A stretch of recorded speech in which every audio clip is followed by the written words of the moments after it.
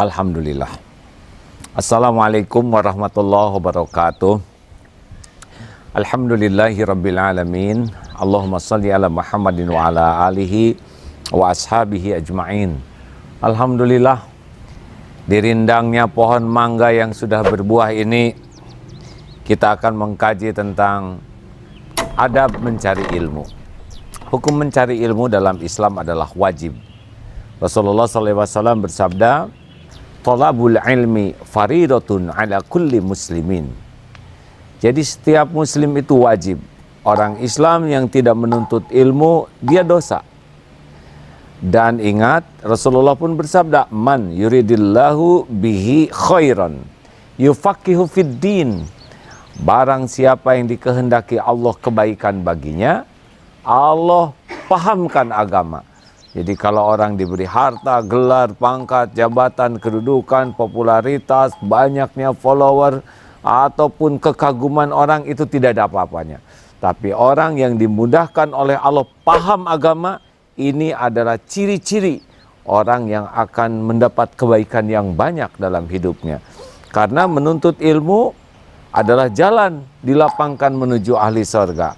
Menuntut ilmu juga jalan menjadi seorang yang menjadi ulama.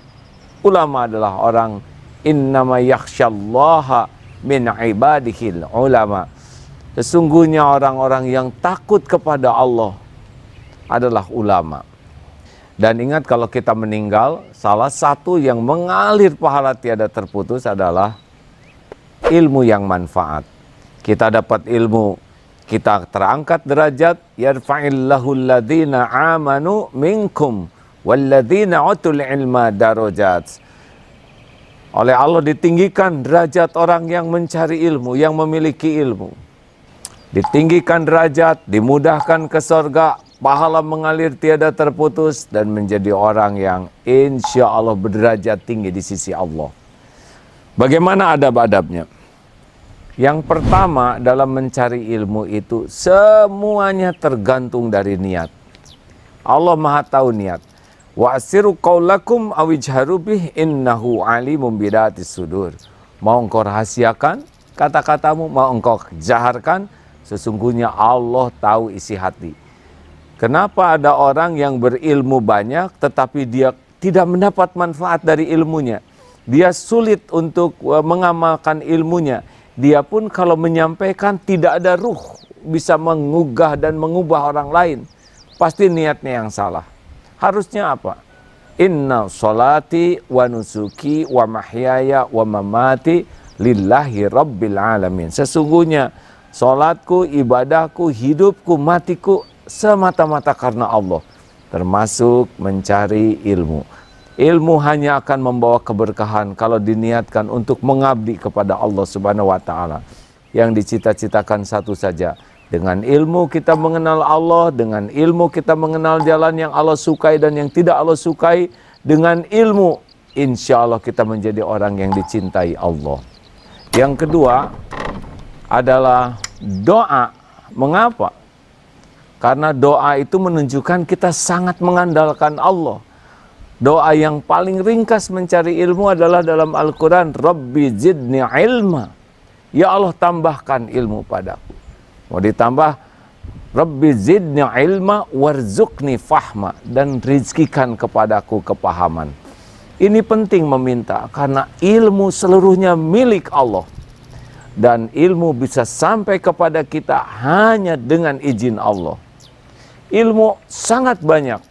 Tapi yang paling penting bagi kita adalah ilmu yang manfaat.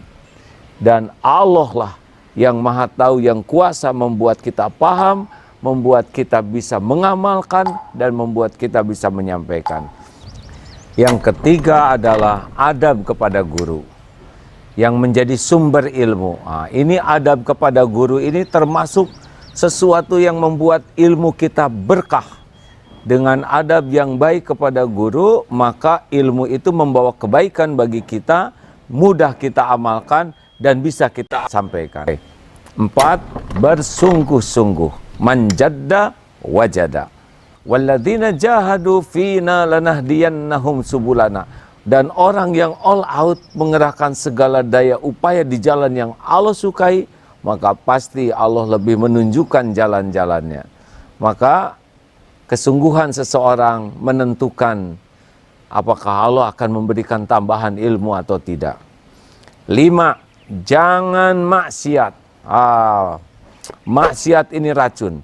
Kalau sambil menimba ilmu, sambil belajar Quran, sambil menghafal, dan maksiat jalan terus, hilang keberkahan ilmu tersebut. Maka jauhi maksiat mata, pikiran, mulut, tubuh, makin terpelihara, makin warok, makin mudah kita menerima ilmu.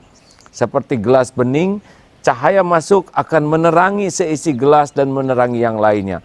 Tapi gelas yang keruh seperti hati yang keruh oleh dosa, dicahayai tidak akan bisa tersinari seisi gelas dan tidak bisa menyinari yang lain. Dan yang keenam, jangan sekali-kali ujub dan takabur dengan ilmu. Jangan sampai ilmu membuat makin ujub, makin sombong, makin ria, makin dengki. Ilmu yang membusukkan hati, na'udzubillah, tidak barokah. Harusnya dengan ilmu makin tawadu. Seperti padi, makin berisi, makin merunduk. La yadkhulul jannah, tidak bisa masuk surga. Man kana fi qalbihi mithqalu daratin min kibr, tidak masuk surga orang yang di hatinya ada sombong walaupun sebesar zarah. Maka hati-hatilah, bertambahnya ilmu, jangan menjadi orang yang merendahkan orang lain, dan jangan menjadi orang yang sulit dinasihati orang lain. Karena ilmu tidak akan menyentuh dua orang. Satu, orang yang pemalu, yang kedua, orang yang sombong. Dan yang ketujuh, dahsyatnya pertambahan ilmu adalah karena mengamalkan ilmu. Ali bin Abi Thalib sudah mengingatkan, jikalau engkau ingin tahu ilmu seseorang, lihatlah amalnya. Jangan lihat jumlahnya. Karena ilmu adalah pupuk iman dan ilmu adalah pemandu amal. Selamat meluruskan niat dan selamat menikmati jamuan menjadi orang yang hidup penuh berkah sebagai ahli amal dari ilmu yang didapatkan dengan ikhlas. Assalamualaikum warahmatullahi wabarakatuh.